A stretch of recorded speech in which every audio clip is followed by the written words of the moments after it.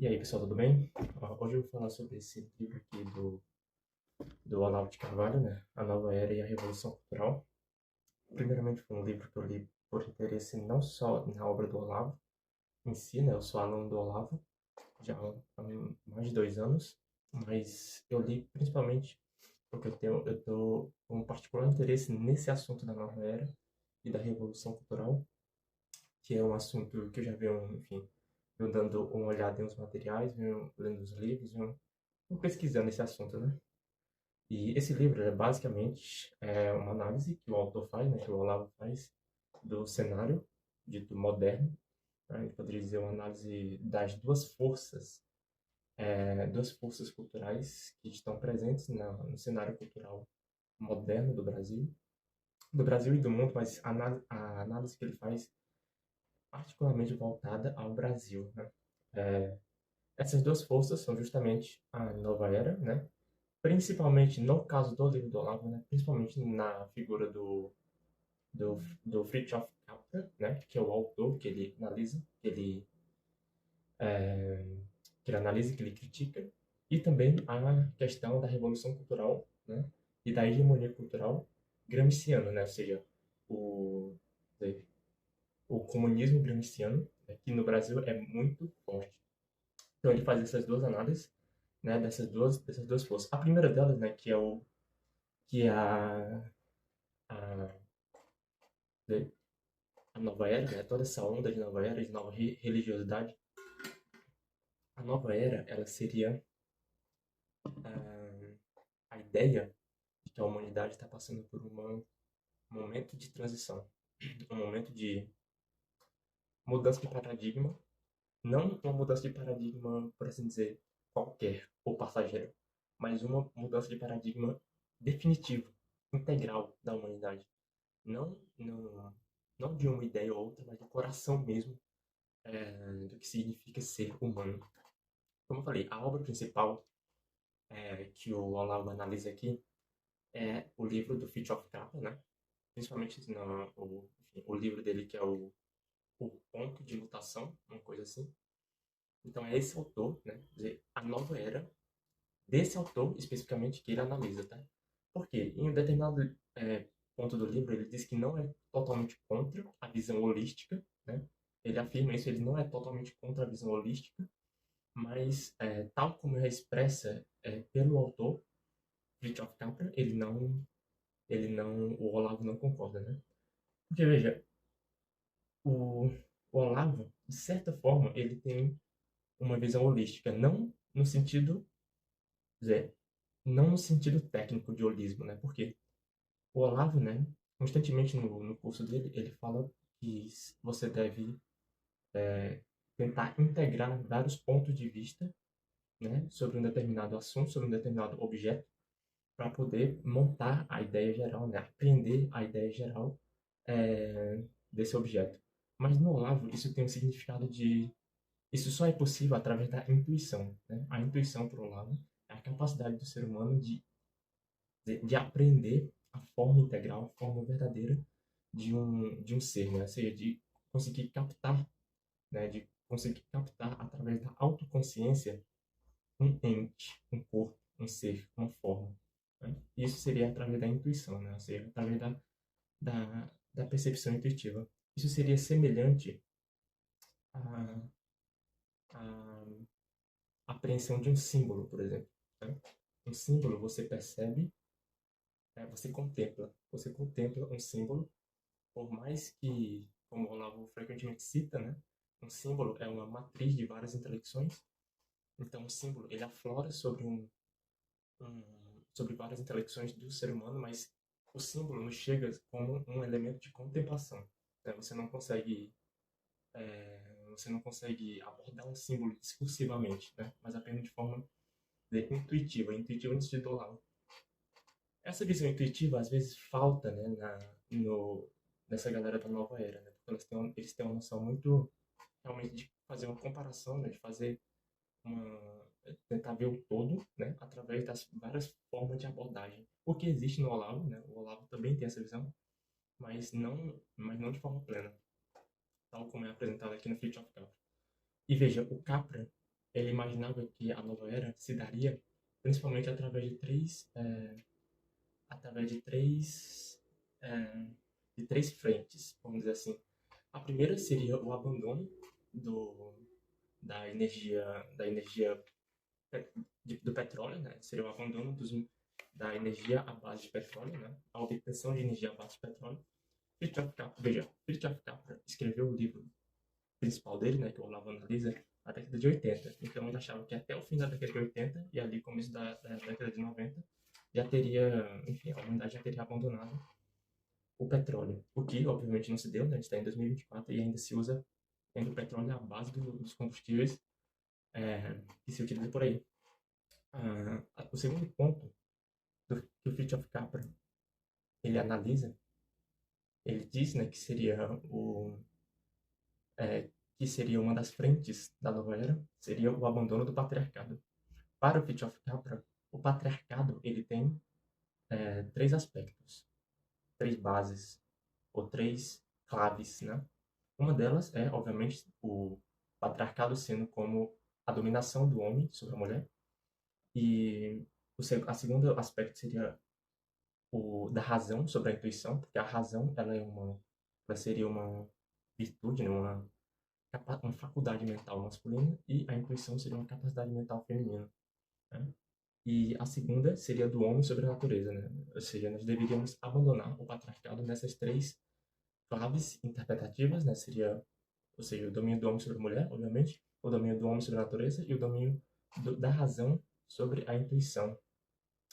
Veja, o Olavo ele critica essa abordagem principalmente por causa que foi justamente a razão, né? Ou seja, foi justamente o apelo à razão e ao domínio dela que as mulheres puderam, que o patriarcado pôde ser, enfim, pôde ser combatido ali na década de, ou melhor, no século XVIII e no século XIX, né? Quando, através do iluminismo, né, de toda essa onda mais, por assim dizer, racional de pensamento, que justamente o polo, que justamente o polo de poder pôde sair do masculino, né, enfim, das grandes fazendas e tudo mais, e poder ser partilhado pelo polo feminino, né? Veja, e também o Capra, né, ele põe que o homem deveria se integrar na natureza. Isso em si é muito comum no movimento da nova era. Na nova era existe muito essa questão de integração com o inconsciente, integração com o lado mais obscuro, né, com o caos, com deixar tanto essa racionalidade. Isso em si é muito comum no, na nova era. Quer dizer, seria uma forma de você buscar se integrar com a intuição, basicamente, né? Ou seja, abandonar tanto a razão e se apegar também à intuição, né, como uma maneira válida de obter e de obter um caminho pelo qual você vai investir, né, o seu conhecimento. O Olavo critica isso, né, porque o Olavo ele vê nessa integração com a natureza um tipo de abandono passivo perante a realidade, esse abandono passivo perante a realidade. Então ele critica isso, obviamente, né, porque o Olavo, veja, o sentido de intuição para o Olavo seria a capacidade de aprender uma forma de maneira direta, né? Ou seja, aprender o ente, né? O coração da forma de maneira direta. Enquanto que a razão serviria justamente para você, de forma discursiva, né? Abordar cada uma das intelecções que é possível de se obter através daquela intuição primordial, né? E também, né, o Capra, ele põe que a nova era se daria através da revolução do paradigma científico, né? Porque a ciência está abandonando cada vez mais, segundo Capra, e eu também vejo assim, de certa forma, a ciência está abandonando cada vez mais a sua abordagem casuística, né, a sua abordagem materialista, e indo para uma abordagem mais holística. Isso é verdade, tá? Hoje em dia existe uma grande tendência na ciência de uma abordagem mais holística, de uma abordagem, às vezes, até mesmo espiritual ou espiritualizada, mas o problema é que o Capra diz que o materialismo, né? Esse paradigma científico, né? Essa visão cientificista, ela domina a nossa cultura, né? Há muitos séculos, né? Ele fala exatamente isso. Bom, o Olavo critica isso dizendo justamente que, primeiro, não houve uma dominação, uma hegemonia, né, do cientificismo depois do fim da Idade Média, né? De certa forma, pareceu que sim, da forma como a história foi contada, né? Pareceu que sim, mas não foi assim absolutamente, né? O materialismo, o historicismo e o darwinismo social, né? Que são as três formas que o Fritjof Capra põe que ocorreu, né? Que, enfim, o cientificismo se deu nos últimos séculos. Essas três formas não foram hegemônicas, elas tiveram muitos autores, entre eles Leibniz, por exemplo, que não aceitaram integralmente essa visão materialista. Então, não se pode dizer que houve uma hegemonia desse pensamento. Principalmente não houve por muitas décadas, ou por muitos séculos, porque faz poucos séculos que essas ideias realmente tomaram uma forma intelectual defensável, né? Realmente se tornaram uma forma de pensamento que realmente tem uma tradição ali e tal, mas enfim, faz pouco tempo, não faz muitos séculos que isso ocorreu. Então, o Olavo, ele critica, né, enfim, ele critica a visão do Fritjof Capra justamente nesse sentido. Mas veja que também, uma das críticas centrais que o Olavo faz a toda essa tendência da nova era, e já que eu falo da Revolução Cultural, uma das maiores críticas que o Olavo faz a essa visão da nova era é que justamente ela não teve uma plena interpretação da tradição chinesa. Porque a tradição chinesa, ela não, quer dizer, ela não tem necessariamente esse aspecto dualista, né, do homem contra a natureza, e o homem tem que se integrar na natureza, porque se o homem for por esse caminho, ele vai acabar caindo no materialismo, né, no mais grosso, no mais vil do materialismo, que é justamente essa integração do homem nas sombras, né, esse retorno uterino, né. Quem conhece o movimento New Age sabe que isso realmente é muito presente, né, tem vários rituais dentro do movimento New Age de retorno uterino, de integração inconsciente, é, de mergulho nas sombras e coisa do tipo. Isso realmente é muito comum no movimento da Nova Era. Ah, mas o Olavo, ele critica justamente essa tendência porque isso não existe necessariamente na tradição chinesa. A tradição chinesa, por mais que quer dizer, ela é muito, não só a chinesa, mas a tradição oriental como um todo, no movimento da Nova Era, ela foi muito absorvida e muito usada porque né? Pensa-se que lá existe essa ideia de que a transcendência se dá não por meios, por assim dizer, não pela maneira ocidental que a gente entende como transcendência, né? Porque a transcendência ocidental é justamente você abandonar as coisas do mundo e da matéria, quer dizer, a benfeitoria da providência, né? Você abandonar essas coisas à providência, né? Você confiar na providência e justamente direcionar a sua alma, o seu espírito, as coisas de cima, né? E assim alcançar a transcendência através da integração não com a natureza, mas sim com o próprio Deus, né? Sim com a própria eternidade. O Fritjof Capra, né?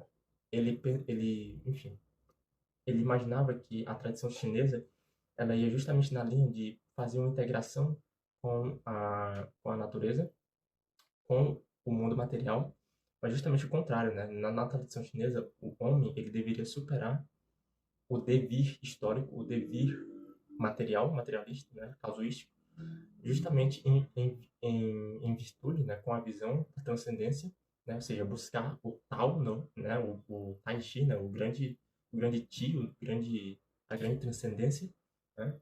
Deixando de lado toda essa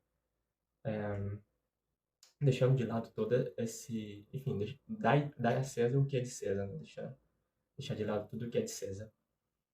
Na segunda parte do livro, o Olavo ele analisa a questão da revolução cultural e da hegemonia cultural, né, proposta por Antonio Gramsci, né? Antonio Gramsci ele foi um grande intelectual italiano do século XX que ele montou, né, a quarta estratégia comunista, né? A primeira foi a de Stalin, teve a estratégia chinesa, a cubana, né? E teve a de Gramsci, que foi aplicada principalmente no Brasil, né? Em nenhum outro país ocorreu uma aplicação tão grande da, da, da estratégia de Gramsci como no Brasil.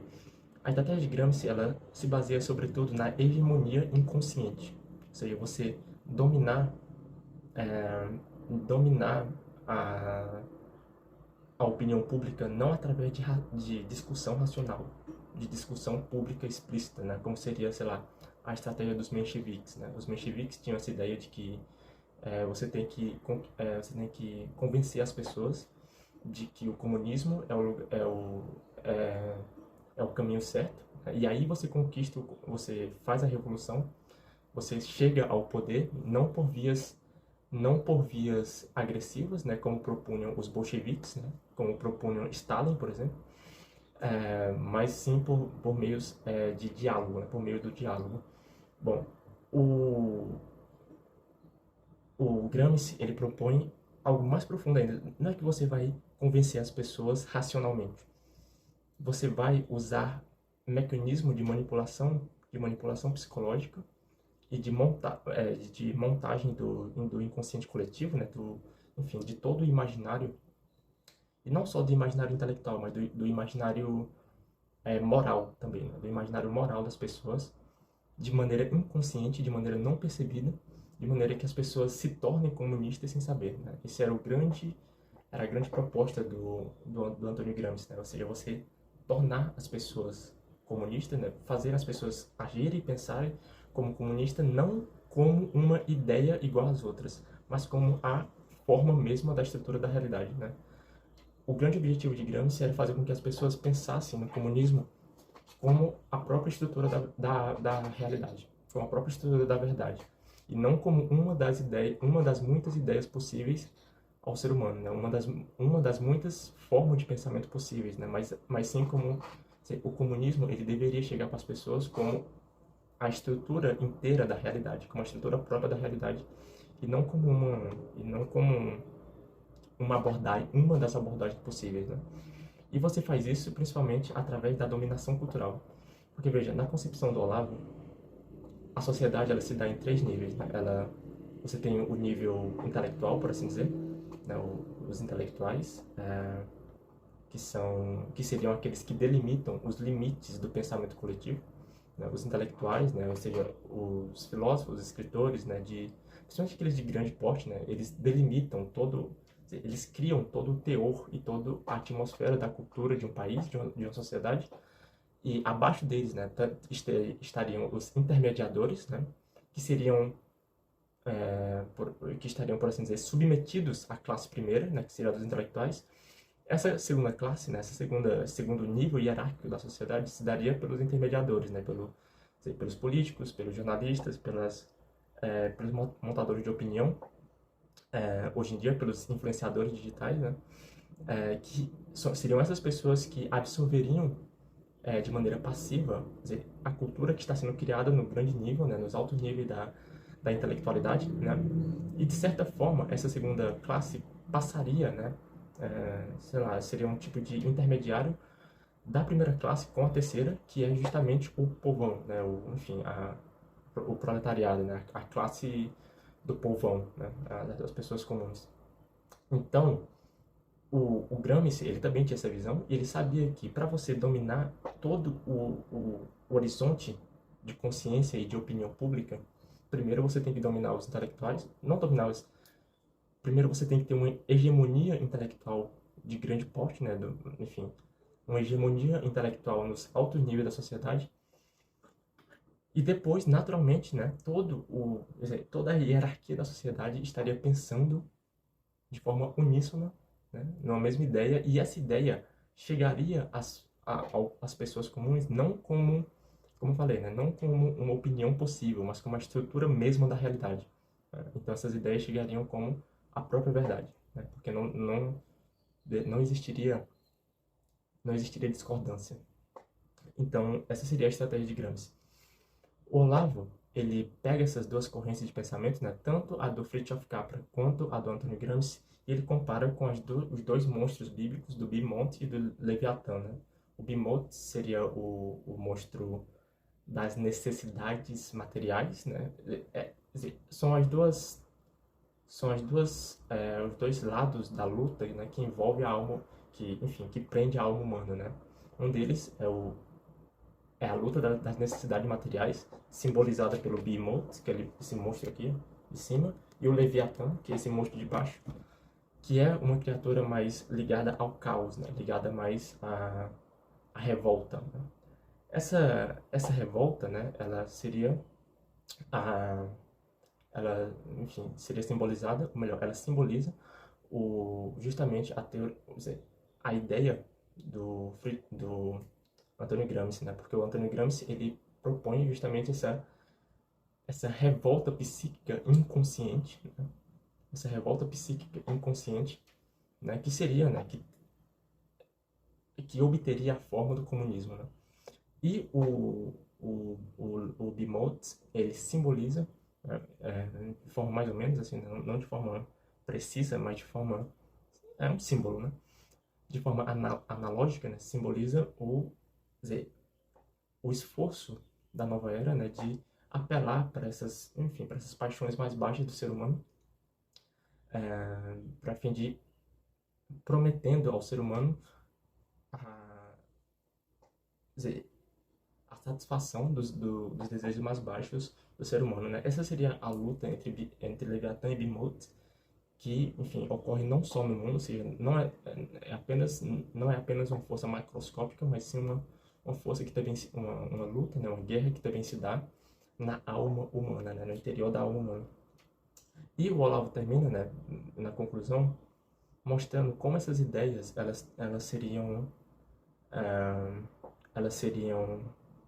elas se juntariam, né? Porque as duas propõem uma mudança integral, não uma mudança integral temporária, mas uma mudança ontológica do ser humano e de todo o seu pensamento, né? O Olavo, ele critica essas duas linhas, né, por questões bem óbvias, né?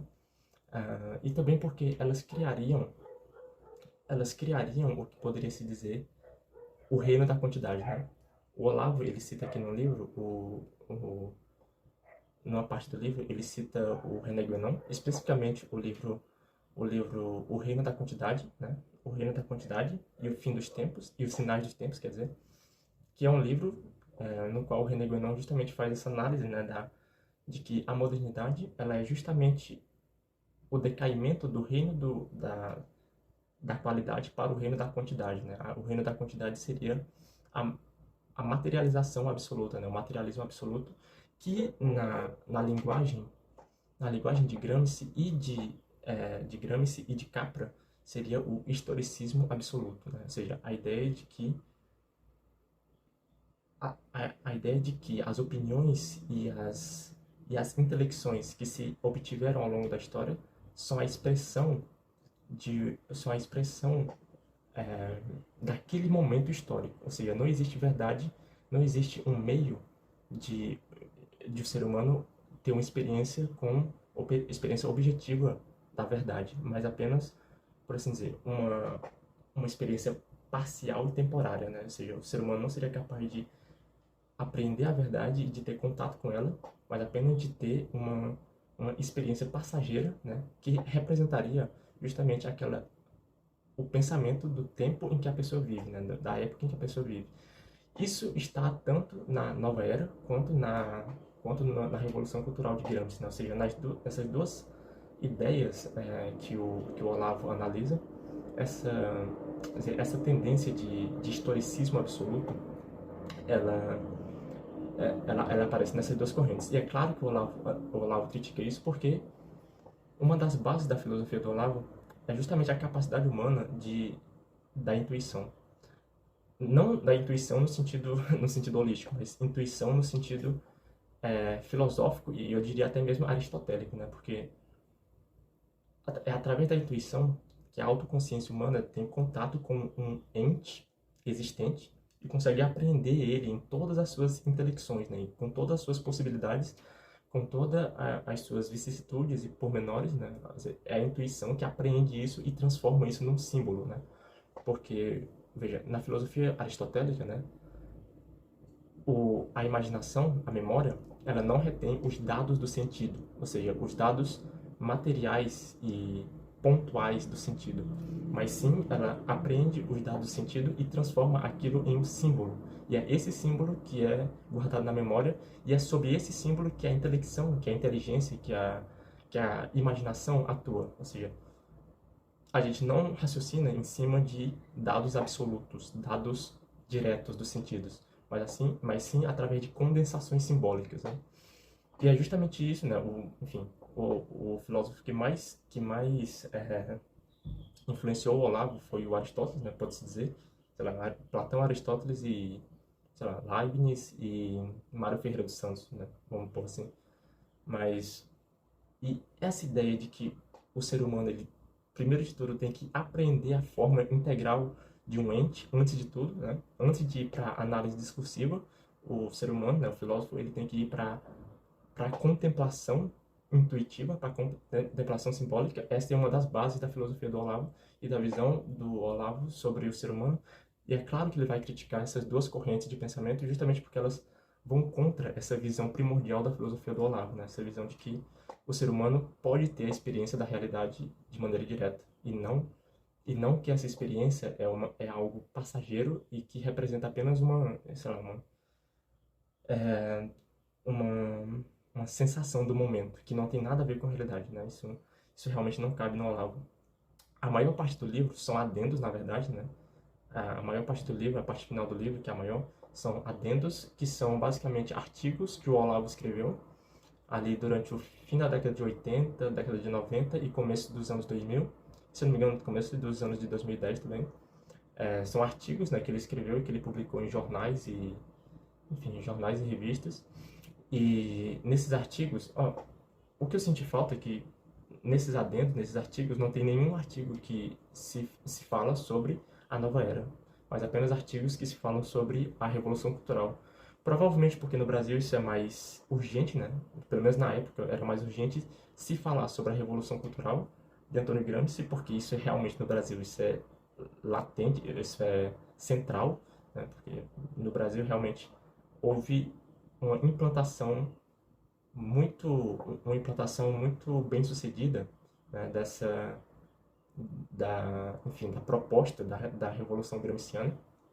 Então, deve ser por isso que colocaram apenas artigos desse teor, né, no final do livro.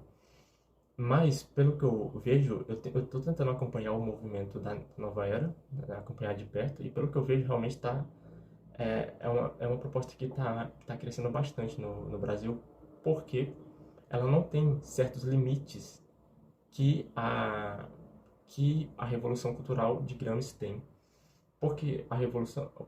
Enfim, a proposta de Gramsci é sobretudo materialista, de cunho materialista. Enquanto que a Nova Era, né, ela pode apelar para uma espiritualidade, que segundo Olavo é uma espiritualidade monstruosa, né, uma espiritualidade que não tem pé nem cabeça, mas a Nova Era, ela tampa esse buraco, né, que ficou em aberto por causa da Revolução Gramsciana, né? A Revolução Gramsciana realmente tem essa lacuna, né, de que é um materialismo muito absoluto, e materialismo não se sustenta, né? Quer dizer, o materialismo, né, o ateísmo é só um momento de passagem entre o cristianismo e o paganismo, né? Primeiro o cristianismo, depois, antes de passar para o paganismo, a pessoa passa pelo ateísmo, né, pelo materialismo. E é isso que está acontecendo, e é isso que está acontecendo no Brasil. Nos adendos, né, o Olavo, ele dá exemplos, né, de como a revolução cultural se deu, né, propriamente dita no Brasil, né. Ele explica como as esquerdas enfim, se uniram quase que criaram, né, o crime organizado no Brasil, para, enfim, para ter isso como massa de manobra, para ter isso como elemento de manipulação cultural, e como a esquerda, enfim, o movimento esquerdista no Brasil delimitou todo o limite de pensamento, o limite simbólico de pensamento do Brasil. E é nos adendos que o Olavo explica isso, né? Que o Olavo explica toda como se deu esse procedimento no Brasil propriamente dito, né? Mas, enfim, e é basicamente essa a análise que o Olavo faz.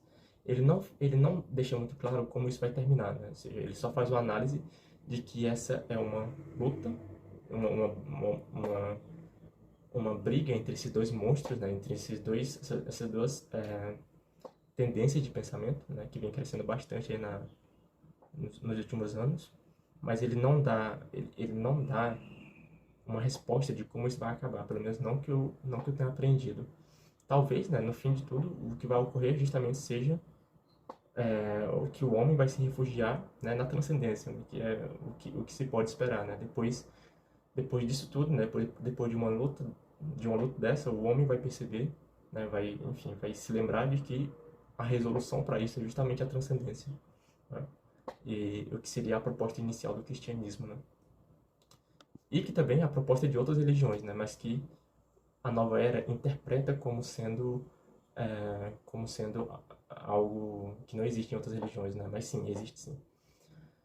Mas pelo que eu tô vendo, né, o movimento New Age, né, o movimento da nova era mais recente, ela tá começando a se dar conta dessa questão, né? Até porque, como eu falei, o Olavo, ele critica o movimento New Age, mas apenas na figura do Fritjof Capra, né? Ele não vai muito além disso, né?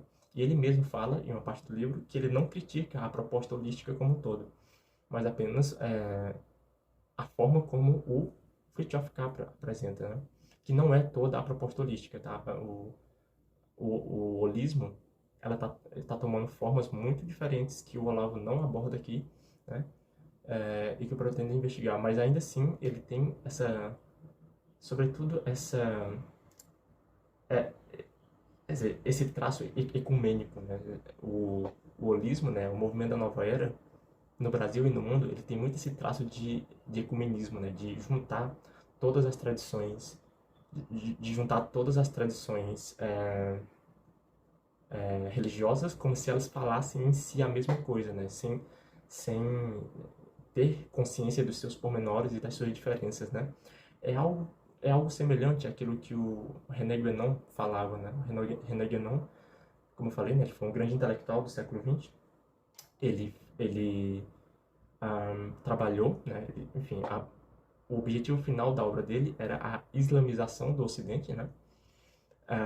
E ele propunha justamente, ele junto com o Fritjof Schuon, né? Que inclusive o Olavo de Carvalho, ele participou de uma tarica, né? Do Fritjof Schuon. Foi uma tarica, é um centro esotérico islâmico.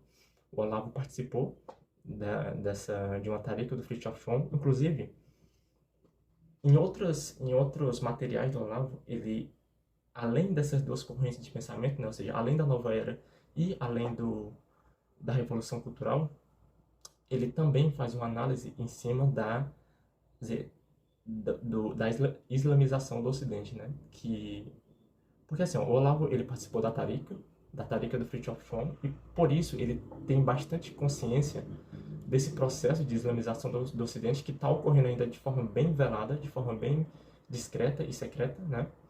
Ah, mas ele, em outros materiais, ele põe isso em debate, né? Ele põe isso na mesa, ele faz análises e, assim, às vezes dá a impressão de que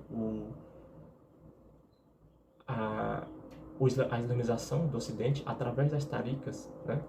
É o que está, na verdade, no topo de todos esses movimentos, inclusive do globalismo também, né? O globalismo, ele seria algo que estaria dentro desse movimento geral, né? Mas, enfim, como eu ia dizendo, o Olavo, ele faz essas críticas às duas, mas também tem essa questão terceira, que é a islamização do Ocidente, que ele não analisa aqui nesse livro, provavelmente porque não é tão pujante isso no Brasil, né? Essas influências das taricas, ela é mais na América do Norte, né? Ela não está tão presente no Brasil. E aí, provavelmente, devido a isso que ele quis fazer essa análise. Mas como eu ia dizendo, o René Guénon, ele propôs que existiria que seria possível fazer uma união metafísica das religiões, né? Ou seja, fazer encontrar o que todas as religiões dizem em comum e aí fazer uma religião universal, né? Seria nisso que culminaria, né? Toda essa guerra, essa guerra entre essas duas correntes de pensamento, seria nessa religião, essa nova religião ecumênica que, enfim, que se daria o fim, seria nisso no qual se daria o fim dessa guerra, né? Ou seja, essa religião universal, né? O Olavo, em vários materiais do Olavo, ele critica, né, essa tendência, né? Porque ele acha essa nova religião uma monstruosidade, né? Porque não tem, é uma mistura bagunçada de várias tradições. Mas provavelmente seria nisso que o seria nisso que essa tendência, né, que esses pensamentos culminariam, né? Eu particularmente imagino que isso pode acontecer, mas enfim, são tantos elementos que estão em jogo, né? Por exemplo, existe hoje em dia existe um grande renascimento católico também no Brasil, né, que seria uma nova força nesse jogo de pensamento que estaria ocorrendo. Então, assim, não tem como. Eu não sei se tá cedo para dizer que seria isso que. Esse seria o fim dessa nova onda de pensamento que está surgindo aí, né? Mas, enfim, essa é a análise do livro A Nova Era e a Revolução Cultural, grande livro do Olavo de Carvalho. Essa é uma série de 3 livros, na verdade.